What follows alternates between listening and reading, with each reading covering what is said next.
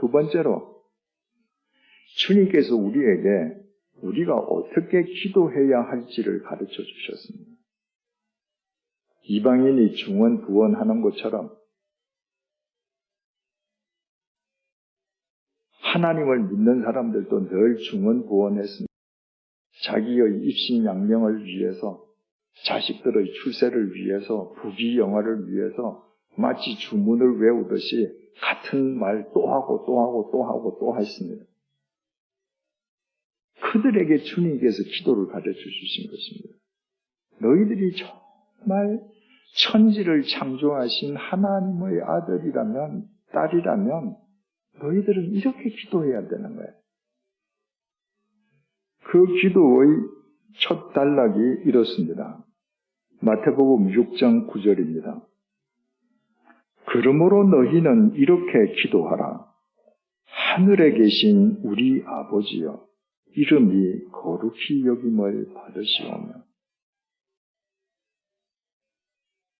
이방인처럼 중언부언한 게 아니고 너희들에게 있어야 할 건 하나님 아버지께서 미리 다 알고 계시니까 그러므로 너희는 이렇게 기도하라 라고 하시면서 하나님 아버지 이게 아닙니다. 하늘에 계신 아버지요. 우리의 시선을 땅으로 끌어올리시는 거예요. 하늘에 계신 아버지. 고개를 들어 하늘을 보거라. 하늘 아버지의 저 거룩하심, 저 하늘 아버지의 거룩하심을 너희들이 입어야 해. 그러나 주님의 기도가 거기에서 끝나지 않았습니다. 어떤 사람은 하늘만 중요시해서 이 세상의 삶을 무시합니다. 허공에 발이 떠 있습니다. 주님께서는 그렇게 기도를 가르쳐 주시지 않았습니다. 마태복음 6장 10절입니다. 나라가 임하시오며 어디로? 이 땅에. 나라가 임하시오며 뜻이 하늘에서 이루어진 것 같이 땅에서도 이루어지이다. 주님께서는 주님의 기도를 통해 인간의 시선을 먼저 하늘로 끌어올리시고 그 다음에 그 시선을 땅으로 향하게 하십니다. 니네들 왜 땅에 사는지 아니? 니네들이 지금 두 발 딛고 있는 이 땅이 왜 중요한지 아니? 하나님께서 왜 태초에 하늘과 땅을 제일 먼저 창조하셨는지 아니? 하나님 나라를 바로 이 땅에 일구기 위함이에요. 하늘나라에서 이루어진 하나님의 뜻을 너희들 삶을 통해 이 땅에 이루어지게 하기 위함이에요. 이것이 주님께서 우리에게 가르쳐 주신 기도의 첫 단락입니다. 여러분 생각해 보십시오. 여러분이 하늘을 우러러보고 땅을 내려다보고 하늘과 땅을 내 마음속에 품는 광야의 마음이 되지 않을 때 여러분이 이 기도를 여러분의 삶으로 이룰 수 있겠습니까? 여러분의 삶을 통해 하나님의 나라가 이 땅에 이루어지고 여러분의 삶이 하늘에서 이루어진 하나님의 뜻을 이 땅에 이루는 통로로 성화될 수 있겠습니까? 하늘과 땅을 마음속에 품고 사는 사람만 이런 삶을 살 수 있기에 주님께서 이렇게 기도를 가르쳐 주신 것입니다. 세 번째로, 그렇다면 어떤 사람이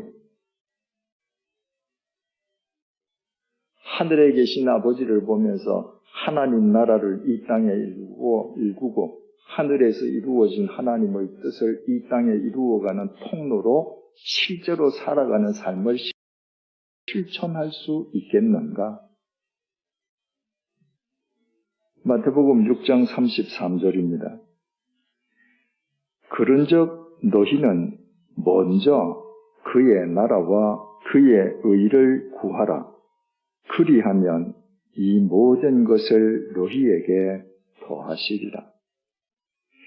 너희는 먼저 그의 나라와 그의 의를 구하라. 그의 나라와 그의 의를 구하라라는 것을 오늘 주제와 관련해서 주석을 가하자면 너희는 먼저 너희들 삶으로 이 땅에 하나님 나라를 일구어라. 너희는 먼저 하늘에서 이루어진 하나님의 뜻이 땅에 이루어지도록 하는 통로로 살아라. 먼저. 그러면 이 모든 것, 먹는 거, 마시는 거, 입는 거 내가 다 책임져 줄게. 여러분, 우리의 신앙은 어떻습니까? 반대죠. 하나님, 이거 먼저 해 주세요. 책임져 주세요. 그러면 하나님 나라와 그 의를 제가 구할게요. 이건 믿음이 아닙니다. 이건 고래입니다. 당신이 먼저 주면 내가 하겠다는 것, 그게 어떻게 믿음일 수 있습니까? 믿음은 내게 주어지지 않았는데, 보이지도 않았는데, 그런데도 그 언약을 믿음으로 실천하는 것이 믿음이거든요. 그러니까 주님께서는 네가 자꾸 나한테 먼저 달라고 하지 말고 네가 먼저 그의 나라와 의를 구해. 먼저 구해. 네가 먼저 해. 그게 믿음이야. 그러면 내가 너를 책임져 줄게.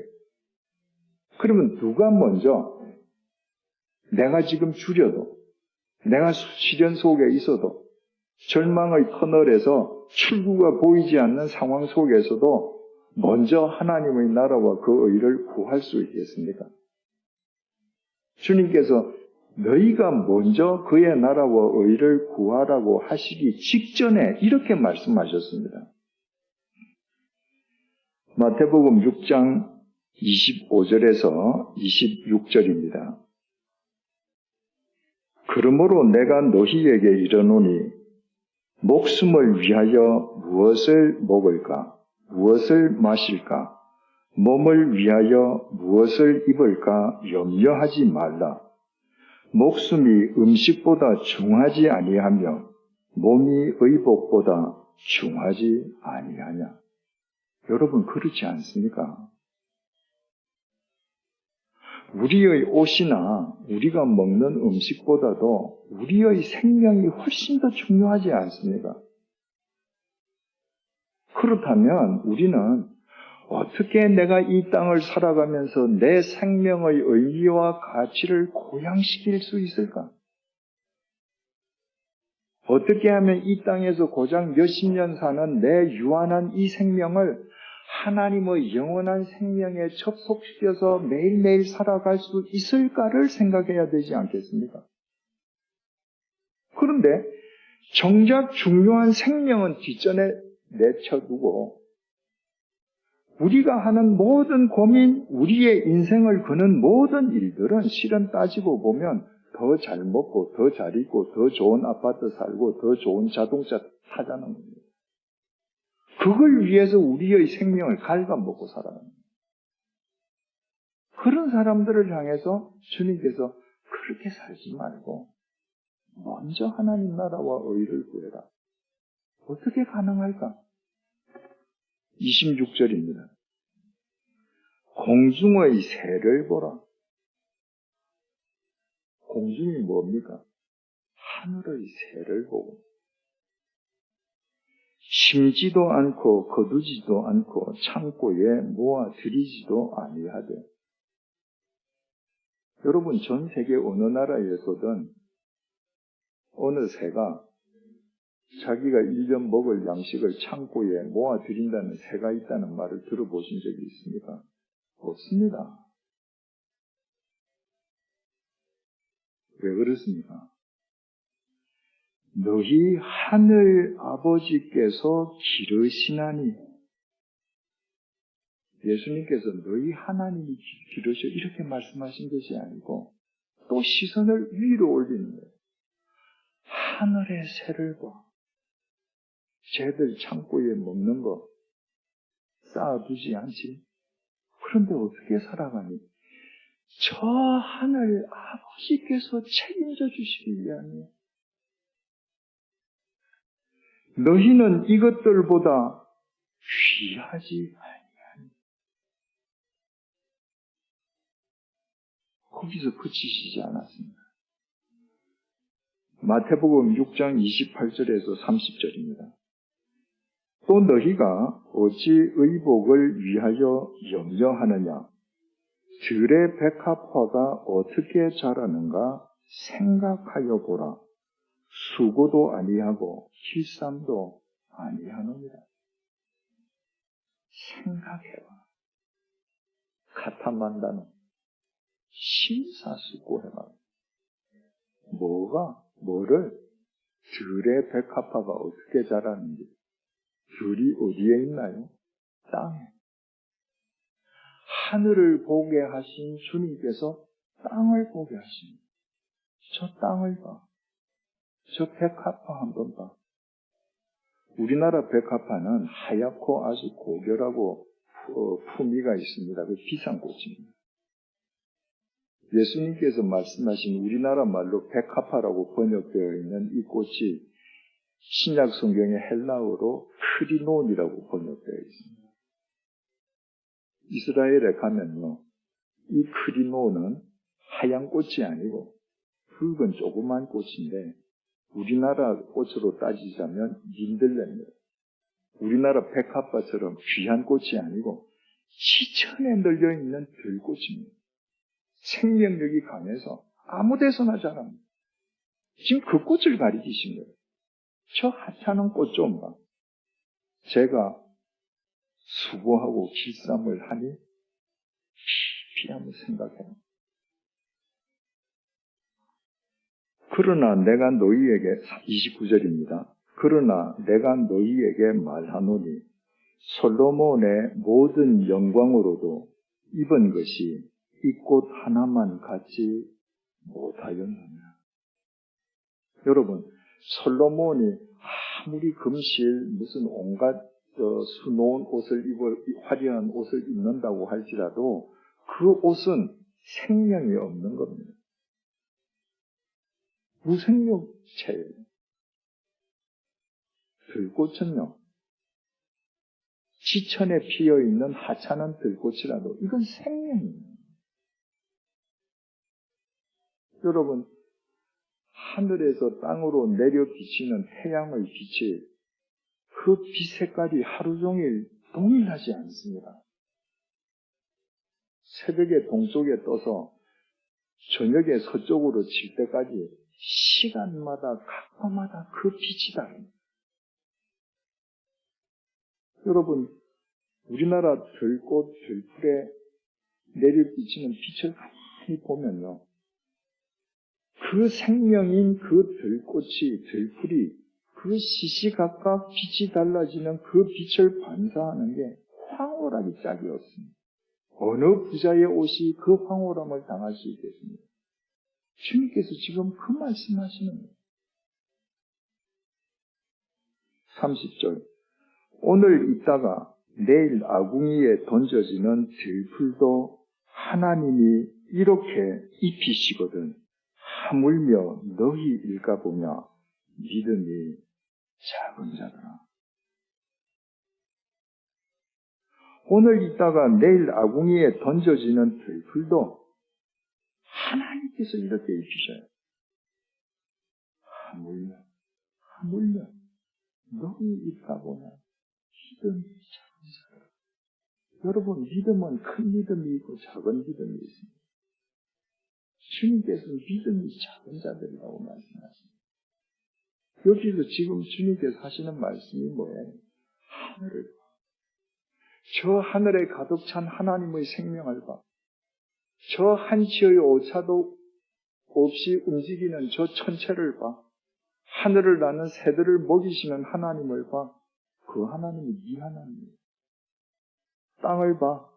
저 들풀들, 저 눈부시게 피는 저 들풀들, 저 다 하나님이 저 한 생명 한 생명을 지키시고 책임지시는 거야. 그 하나님이 네 하나님. 그거 믿는다면 네 배가 지금 고파도 네가 지금 시련 속에 있어도, 절망의 터널 속에 있어도 네가 먼저 하나님의 나라와 의를 구하거라. 그게 믿음. 그러면 내가 너 책임져 줄게. 여러분, 하늘과 땅을 보는 사람, 하늘과 땅을 품은 광야의 마음을 지닌 사람만 하나님의 나라와 의를 구하는 삶에 최우선 순위를 두는 진정한 그리스도인으로 살아갈 수 있습니다. 마지막 네 번째로, 주님께서 인간을 위해서 십자가의 제물이 되셨습니다. 어떤 인간들이었습니까? 하늘과 땅을 외면하고 스스로 다 하나님이 되어서 자기를 교만하게 부풀려서 다 하나님이 되어서 이 세상을 불의와 죄악으로 반영하게 하고 그 끝이 죽음으로 이어지게 만든 그 죄인들을 죽음에서 구원하시기 위해서 주님께서 오셨습니다. 그리고 이 인간들의 죄값을 대신 치러주시기 위해서 주님께서 당신 자신을 십자가의 제물로 내어놓으셨습니다. 그래서 십자가에 못 박히셔서 사지가 찢어지시면서 보혈을 흘리셨습니다. 그런데 성경에는 주님의 그 십자가가 선 곳이 골고다라고 합니다.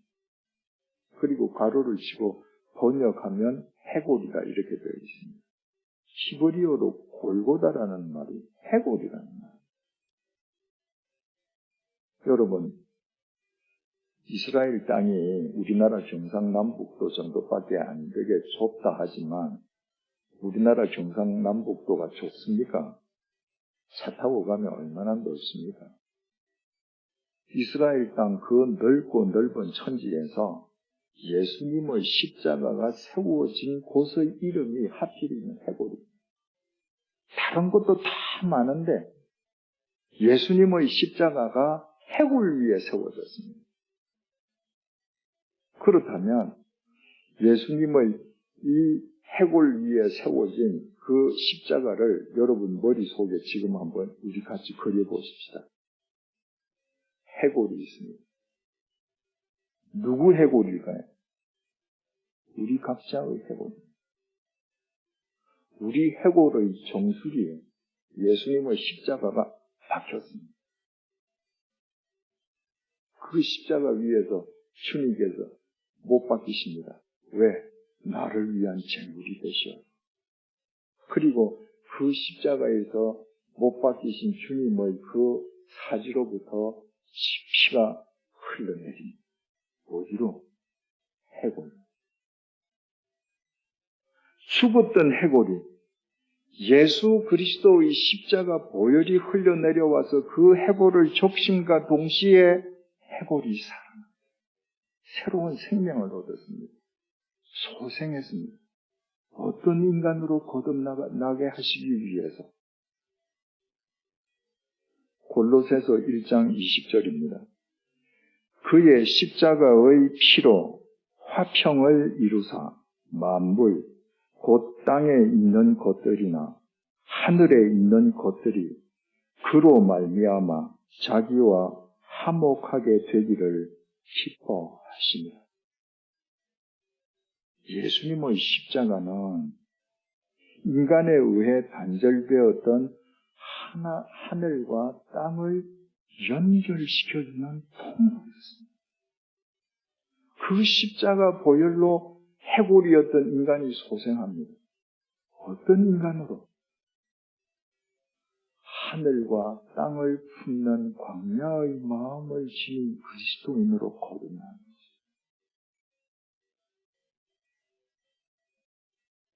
그래서 하늘과 땅을 품는 사람만, 하늘과 땅을 품는 광야의 마음을 지닌 사람만 인간에 의해 단절되었던 하늘과 땅을 이어주는 십자가의 증인으로 살아갈 수 있습니다.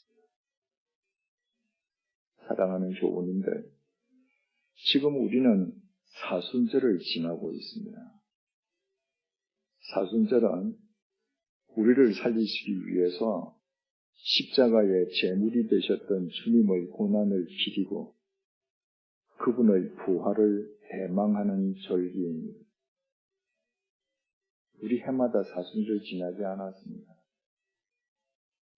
그렇다면 올해 이 사순절 절기를 우리가 어떻게 지내야 하겠습니까? 이 사순절날 우리가 무엇을 회복해야 이 이후 우리의 삶이 참된 그리스도인의 삶으로 계속될 수 있겠습니까?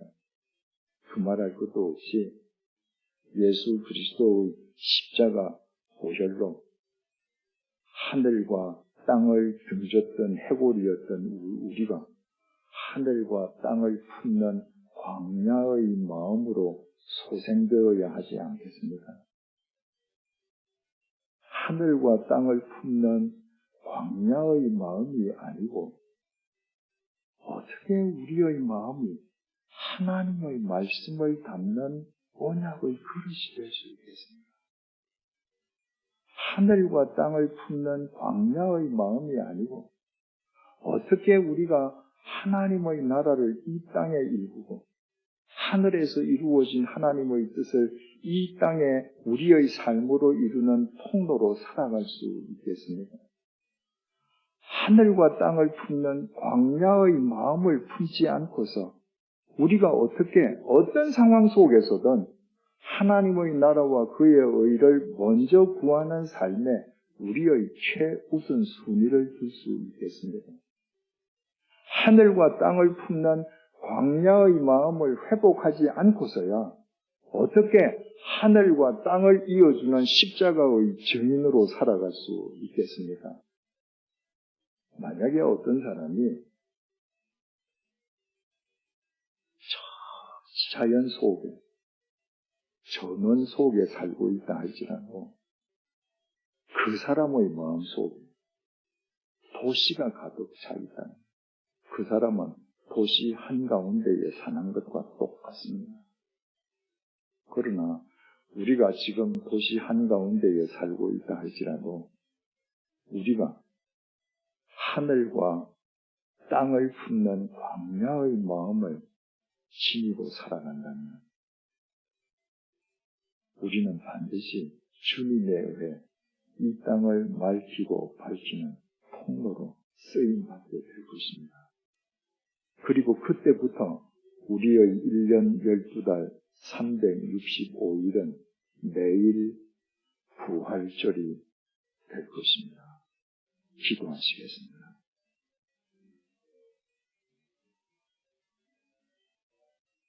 하나님 아버지께서는 우리를 위해 무엇보다 먼저 하늘과 땅을 만들어 주셨습니다.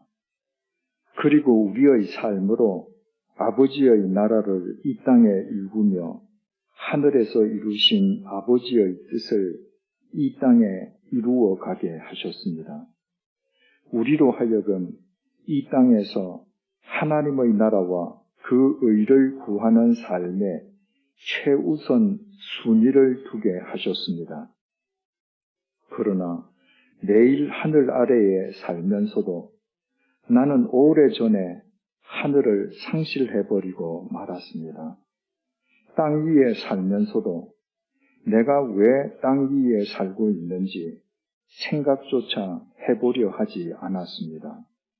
그 결과 하늘과 땅을 상실한 나는 내 욕망의 감옥에 갇혀 내 생명을 나의 욕망으로 갉아먹는 어리석음을 어이없이 계속 이어왔습니다.